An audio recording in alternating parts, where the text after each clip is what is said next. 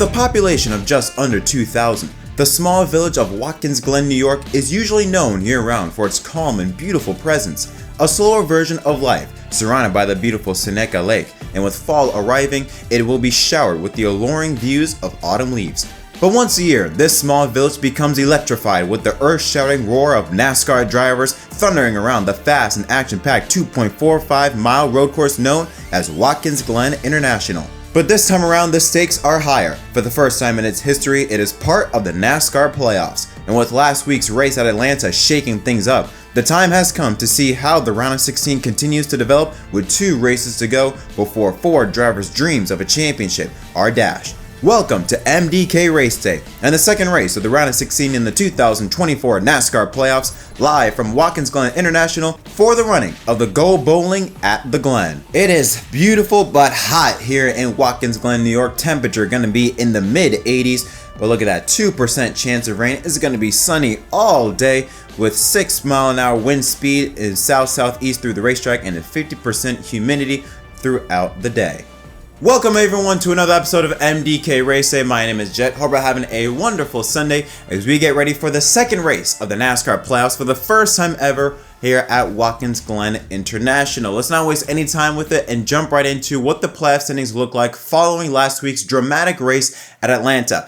I called it, saying that Joey Logano was going to win last week, and he did just that. He is the only driver that is locked in yellow that is safe in the round of 12. Ryan Blaney, with his great performance, is now plus 45 above the cut line. Third place is Christopher Bell at plus 40, Tyler Reddick and William Byron at 33 each. Bowman and Cindric tied at plus 27. Chase Elliott at plus 24. Daniel Suarez, a great run, now plus 22 above the cut line. Kyle Larson with his crash finishing second to dead last, now just 15 points. Denny Hamlin with his incredibly dull performance goes to now plus 2, just 2 points above the cut line. His teammate Ty Gibbs holds the final spot, 1 point ahead of Brad Keselowski. Harrison Burton minus 16. Morris Truex Jr. involved in that crash late in the race minus 19. And Chase Briscoe, who finished dead last, is last place in the playoff grid at 16th at minus 21. Busch, the official beer of NASCAR and proud sponsor of the Busch Light Pole Award, given to the fastest driver at each NASCAR Cup Series event. Busch Light congratulates Ross Chastain for his second career Cup pole, his first since Nashville last year, and does it with a speed of 122.279 miles per hour. Since 2020, Busch Beer has invested more than $70 million in becoming a premier sponsor of the NASCAR Cup Series. So here's a look at the 2024 Go Bowling at the Glen from Watkins Glen International. How about this? An unusual top 10, only 5 of the playoff drivers in the top 10. Ross Chastain starting alongside the 2017 Watkins Glen winner Martin Truex Jr. trying to rebound from his performance last weekend at Atlanta where he was involved in a crash. Row 2, Shane Van Gisbergen in the 16 ride starting alongside a great performance by Alex Bowman in the 48 Ally Chevrolet. Row 3 has Austin Cindric, second week in a row. He's starting in 5th place starting alongside the 2014 winner at Watkins Glen, AJ Allmendinger in the 13 ride. Row 4 has Joey Logano, number 22 Ford, last week's winner, starting alongside Daniel Suarez, trying to continue the momentum starting in the 8th position. And a great run for Noah Gragson in that Stewart-Haas car, starting alongside Michael McDowell, rounding out the top 10. Row 6 has Byron and Briscoe. Byron, the defending winner from here last year, starting alongside Chase Briscoe in the 14 ride. Row 7 has Kyle Busch, who won here back in 2013, starting alongside Chase Elliott, a multiple-time winner here at the Glen, starting in the 14th position. Row 8 has Toyota drivers Ty Gibbs and Tyler Reddick. Row 9 has Christopher Bell in the 20 ride alongside Corey LaJoie, and an unusual performance from Kyle Larson starting in the 20th position, starting alongside rookie Zane Smith in the 19th spot. Row 11 has Ryan Preece and Denny Hamlin, again starting deep in the field in the 21st position. Row 12 has Austin Cindric and Chris Buescher, Eric Jones and Ricky Stenhouse Jr. Row 13, Daniel Hemrick and playoff driver Brad Keselowski. Row 14, Keselowski has been close to winning here a couple times here in the past. And rounding out the top 30 is Carson Hocevar and Ryan Blaney in 30th place. Again, unusual to see some of these big name playoff drivers in the back of the field. What's not unusual is Harrison Burton. No surprise to see him at the back of the grid. But row 16, Josh Berry and Bubba Wallace in the 23 ride. Row 17 has Harrison Burton and Juan Pablo Montoya making his very first NASCAR start since Michigan 2014, returns driving for 2311 Racing in the number 50 Mobil 1 car. Row 18 has John Nemechek and Justin Haley, and rounding out the 38 car field is Todd Gillen and rookie Kaz Grala. Here's a look at the odds to win the Go Bowling at the Glen. Hendrick Jr. with the best odds at plus 450. Shane Van Gisbergen plus 550. Polster Chastain at 600. Reddick and Larson 800 apiece. And then Allmendinger, Elliott, and Bowman all sitting at plus 1,000.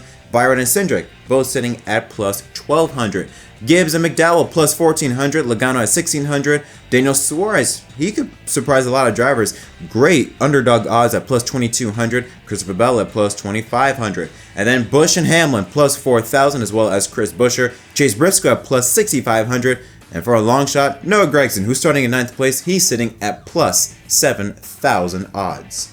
Okay, so what can we expect here at Watkins Glen today? Well, the way the stages are set up, we have 20 laps in stage 1, another 20 laps in stage 2, and then 60 laps to round it out in stage 3. So what's going to be interesting is, of course, the tire wear. When Goodyear had their tire test, I mean, they were confirming that we would see up to maybe 3 seconds tire fall off, which is music to our ears as fans and also the drivers. That's amazing to hear that. But will that actually translate into race time? That's something we'll have to figure out. We did have an extended practice session on Saturday to kind of test out the new tire. And we did see from a 5-lap average to the 15-lap average, we did see a fall off averaging around 1 to 1.5 seconds. So that's just with 10 extra laps on those averages. So it'll be interesting to see how will that equate to race time. Watkins Glen last year, because of how durable the tires were, I think we saw 0 cautions. I'm pretty sure it will start to finish green all the way. Obviously, we're having stage cautions this year around, so we have 2 guaranteed yellows. But will we see this race be like what we saw last year, going into a long green flag run? If so, that's going to play more into the veteran drivers. That,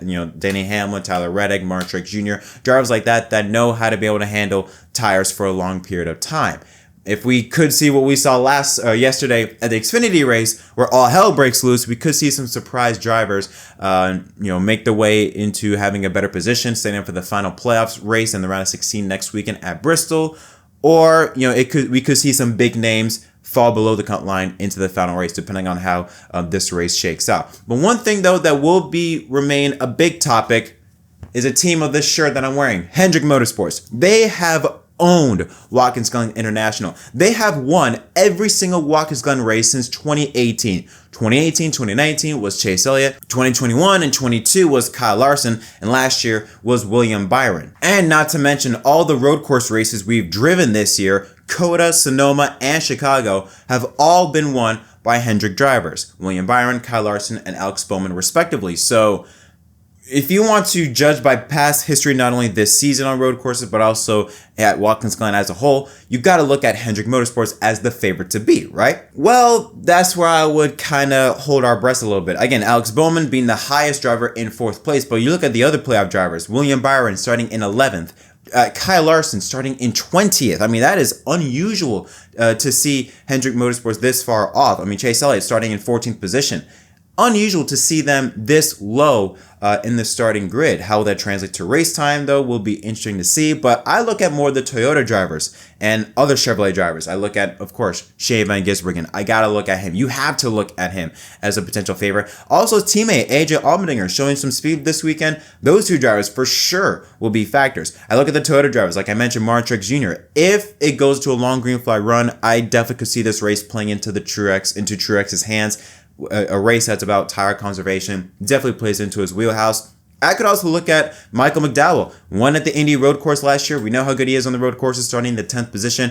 And even Trackhouse, I'd argue. Ross Chastain, he's good on the road courses. He won his first race on a road course at COTA. Daniel Suarez, we know he can run really good on the road courses, and he showed it this weekend. He showed great speed, both of them, since from practice to qualifying. So both Trackhouses show a lot of speed. I'm not saying that Hendrick Motorsports won't be a factor at all. I don't think, though, it's going to be that domination that we expected to see in years past. I think that it's going to be more evened out. We're going to see much more contenders at play. And speaking of Toyota drivers, I mentioned Hendrick Jr. I mean, he is minus 19 points below the cut line. He needs to have a great run today if he wants to go into Bristol with a shot at advancing into the round of 12. Last year, his performance at Bristol was not good by any means. And, he got lucky because of what happened with Joey Logano. But he needs to have a great performance here today if he wants to have a good platform to make it to the round of 12 after next week's race at Bristol. Same thing with Denny Hamlin. Hamlin's only +2. And after his god-awful performance last week in Atlanta, we should have expected to see, okay, maybe the 11 team can bring it this weekend. So far, they haven't. I mean, look at where Hamlin is starting. He's starting 22nd still on the grid, and he was not that good in practice. So, yeah, if you're an 11 fan, I'd be worried about how this race could play out, because with Hamlin and how he's running, you look at the other drivers I mentioned, Daniel Suarez that he's going up against, Ty Gibbs. Drivers like that is where he should be trying to beat against, and they're right now starting ahead of him and have shown better speed than him this weekend. So I'm worried about how that 11 car will fare out here today at Watkins Glen. But overall, I think it should be a very entertaining race, especially with the tire fall off. I think that can throw a huge monkey wrench into how things play out in terms of pit strategy and things like that. So I'm very excited to see how this race goes, and hopefully we can have a really good road course race, because road course racing hasn't been the greatest. It has definitely fallen off since we got into the next gen era. The best race was Chicago, but even then it wasn't as good as last year's race. Last year's race at Chicago was just absolutely wild. But in terms of road course racing and short tracks, with this new tire, with Goodyear's new tire, what they're bringing in, could lay the foundation for how next year goes in terms of how aggressive Goodyear be with tire management. If this goes well today and we see tire fall off, we see comers and goers, this could definitely be a change for good into how next year goes in terms of when we go to these tracks like the short tracks and the road courses, where tire wear and fall off is so key, so critical for a good race. This could set a benchmark as to how we could see things play out for next year in 2025. But let's go into my Fantasy Live lineup. All right. I mean, no surprise here. I got AJ Allmendinger, Kyle Larson, Shea Van Gisbergen. Pretty self-explanatory why I got those drivers up there. William Byron I also have up there. I have a feeling that I don't think he has a shot at winning. I could be wrong. He could surprise me. But I don't think he has a shot at winning, but I think he could put up some really good points. Tyler Reddick, I have to go with him. I mean, he has still been on the money this season, especially the past few weeks. He can run really good on the road courses, so I got to go with him. And I got Martin Truex Jr. in my garage because I was curious. Originally, I was going to have Martin Truex Jr. as my pick to win, but the last time I picked him to win, he killed it in about 2 laps. So I have a feeling, again, this is a track, and we're hearing with Goodyear, with the tires go, this could be something that plays into Truex's hands, which is why I have him in my garage just in case. And I was going to pick him to win, but I'm still getting PTSD from Darlington, which is why I'm going to go with the next driver, Tyler Reddick.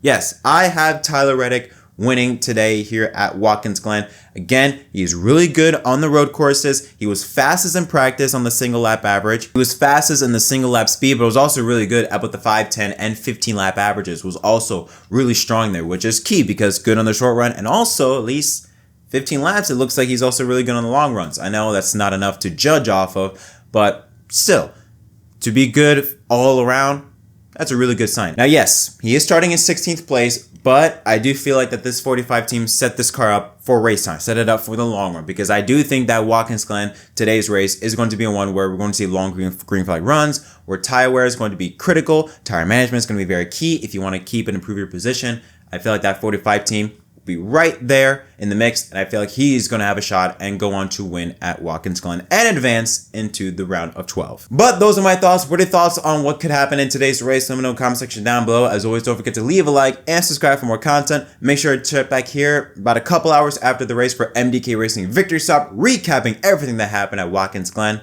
But until next time, my name is Jett from MDK. Thank you so much for watching. Sit back, relax, and enjoy the Go Bowling at the Glen. We'll see you later tonight recapping on MDK Racing Victory Stop.